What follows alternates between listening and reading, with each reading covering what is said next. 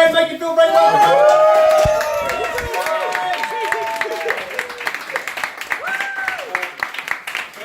Thank you very much to the organisers. I think it's a really cool event, so thank you very much. Yeah. So I don't have long. I'm just going to tell a quick story. Have we got any UFC fans in? One. Good. This is for you. Not one. Conor McGregor fight? No. Never mind. Okay, so if anyone isn't familiar, there's a UFC fighter called Quentin Jackson, otherwise known as Rampage, because he's a big, murderous, angry type of fellow. And I had a run-in with him. When I was at uni, I started a little blog with a friend of mine, and we got pretty big. We sponsored his gym, went to an after party, brilliant after party. I naively approached him with a pen and a t-shirt I'd made myself. It was, I can feel the douche chill welling up in me when I say a t-shirt I made myself. I approached him, signed my t-shirt very kindly, but he decided that wasn't enough for him. He wanted some fun. And he's called Rampage because he can pick up people my size above his head and slam them in the floor. That's how he won his fight. Literally. His other nickname is the King of the Slam, so you can understand what kind of guy he is. So yes, I approached him naively with my pen, signed my shirt, but then when I turned to walk away, he picked me up and just put me on the floor. It was just so easy. I didn't try. I couldn't put up a fight. He just put me on the floor. And if anyone else knows, there's a thing in MMA called hip control. I trained MMA for a while. It's not that impressive. I know just enough to appear douchey when someone says, yes, you train, but you're getting beat up in every fight you've got. Hip control. He got on top of me and pressed his hips into my hips to pin me down to where I was. Totally true story, but I don't think it's just his hips. Like, I didn't see what the other thing was.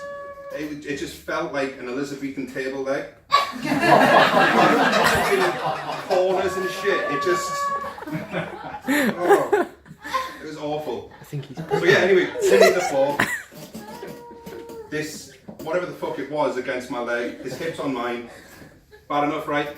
No. He took my Sharpie, deftly took my Sharpie, and drew a replica of his penis on the side of my face. Big down the side of my face.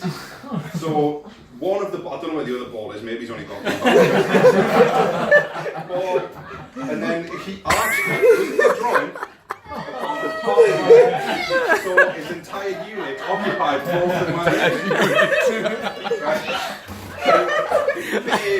Big scary black guy. And it's relevant because halfway, I can't do the acting, but halfway through he said, I'm going to make it look like mine. And he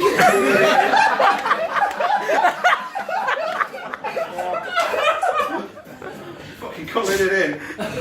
Oh, fucking hell. Bad enough, right? No. If there's any kind of violent confrontation, or someone forces themselves on you, or they're play fighting or whatever, you've got a few options. You can fight back, but that's... No, I can't fight back with this guy. It's a silly thing to do. You can take it in good humour. Oh, yeah, that's fine. Or you can go and walk off and kind of verbally spar with the guy afterwards. I try to take it in good fun. But I was flustered, so I went for secret additional option number 4 and cried.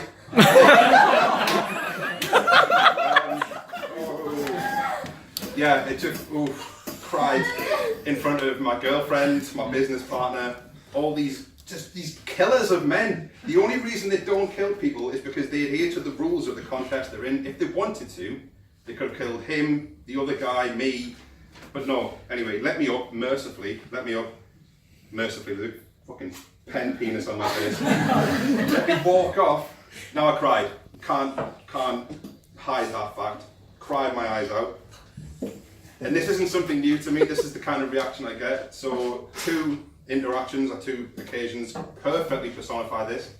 One, out drinking in Newcastle. I lived in London for a few years, went out drinking back in Newcastle where I'm from. It was just horrible night. We spent all night feeling sophisticated, drinking wine. We had a lot of wine, talking about how shows like Geordie Shore were a complete misrepresentation of people from Newcastle. Fast forward an hour, we're being sick over a railing into the Tyne River. And I got so drunk that I couldn't figure some stairs out. I'm looking at these stairs like, I know that one. Looking for people to try and help me up the stairs, couldn't figure the stairs out. Woke up in the morning, I hug a pillow when I'm asleep, but the pillow was the sick bucket. Oh. Oh. Got up, went to the metro station, Christmas Day, oh yes, Christmas Day, waiting to get picked up for a family dinner. Big, burly guy, covered in tattoos, piercings, the lot, big beard at the time, hood up, listening to heavy metal, and I fell on the floor and cried. Genuinely just fell over and wept just a little bit. But it was enough to where an old woman asked me if I was alright. And I had to just say, yeah, oh my And second one, this is a quick one. Went to a strip club, I'm nervous around women. Fucking terrified of women. You just, whew. Went